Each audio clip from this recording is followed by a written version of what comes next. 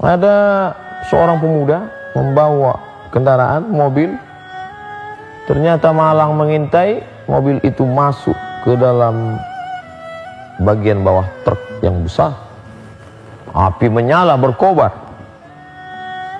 Banyak orang berkumpul, mereka berusaha mengeluarkannya dari dalam karena khawatir akan meledak. Ada tangki bensin yang besar. Mereka akan tak dapat terbayangkan apa yang akan terjadi.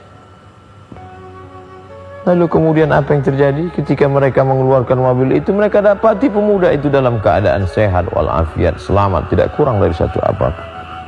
Tak ada kaca yang melukai tubuhnya. Semua orang merasa heran. Orang bertakbir, Allahu Akbar. Mereka bertahlil, la ilaha illallah, Masya Allah, tabarakallah, subhanallah. Apa yang terjadi sebenarnya? Salah seorang dari mereka bertanya, apa amalmu? Apa zikirmu? Apa doamu sehingga engkau selamat dari musibah besar ini? Jarang orang yang selamat dari peristiwa aneh seperti ini. Ia menjawab, saya kerja di Jeddah, Saudi Arabia. Ketika saya mendapatkan gaji, bila saya dapat uang, saya langsung pulang ke Rabil. Saya berikan kepada ibu saya. Ibu saya sangat senang. Dan ketika dia senang, dia angkat tangan, dia berdoa kepada Allah. Maka berkah itu turun, keselamatan itu datang.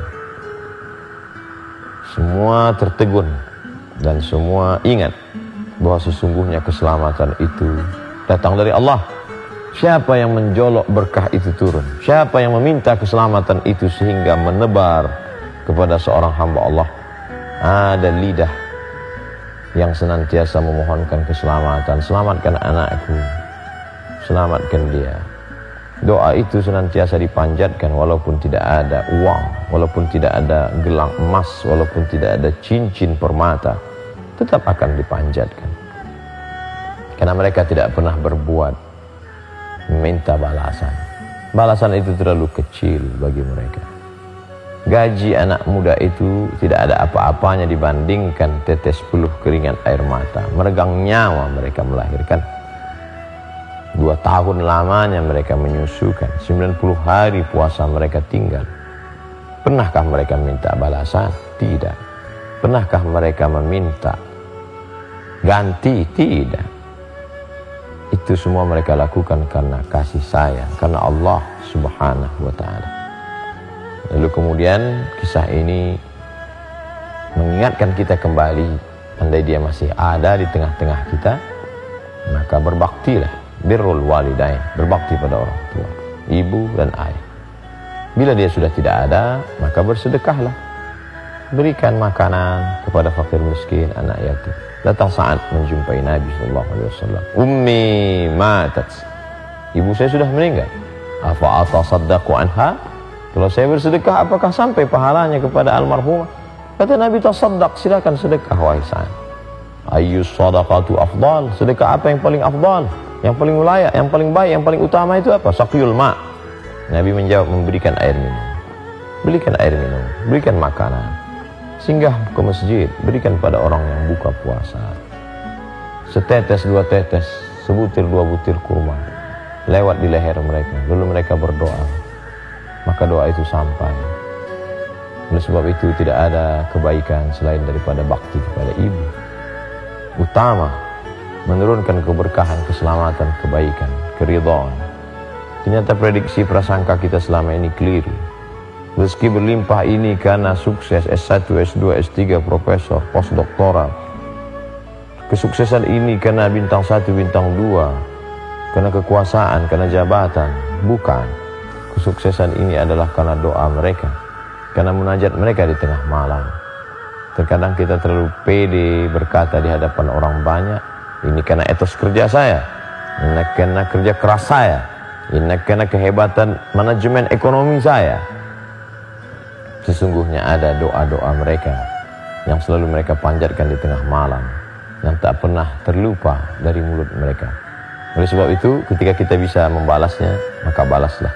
La tahqiranna minal ma'rufi syai'ah. Jangan pernah menyepelekan perbuatan yang kecil, sekecil apa-apa. Walaupun hanya berbagi sedikit makanan. Mungkin ada 1 kain penutup rambutnya, mungkin ada satu makanan yang dapat menyegarkan tenggorokannya. Pada saat itu dia berdoa, menetes air mata bahagia. Pada saat itulah kita sesungguhnya sedang mendapatkan rahmat, keberkahan hidup. Tapi manakala hatinya terluka, manakala dia tersakiti, walaupun dia tidak pernah berdoa meminta, karena tidak ada mereka yang minta akan kejelekan untuk buah hati, belayan jiwa, darah daging yang mereka besarkan. 2 jari besar tapak kakimu saat kau dilahirkan ke atas dunia, sejengkal panjang tubuhmu. Kau bukan dihembus, kau bukan ditiup awan.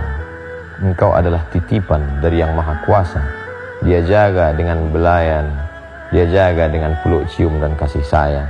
Dia besarkan dengan tetes peluh keringat dan air mata, sampai akhirnya menjadi sesosok manusia yang berharga, dihormati, dimuliakan.